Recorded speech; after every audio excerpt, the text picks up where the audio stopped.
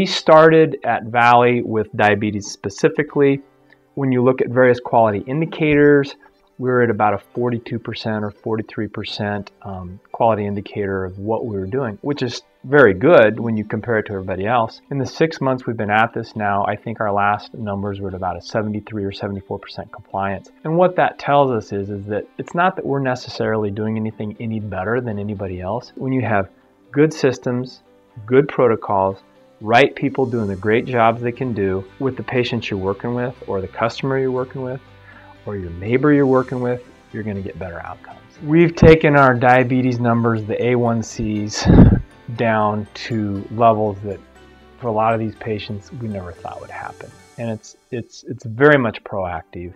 It's a process-based, protocols-driven, with science driving it.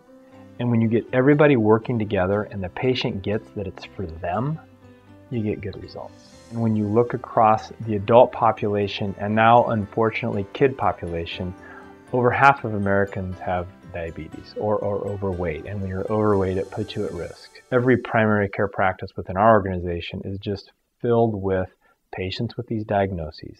And for the dollars you spend, if you can get those people compliant, you're going to get a great return on your investment, and most importantly, healthier patients.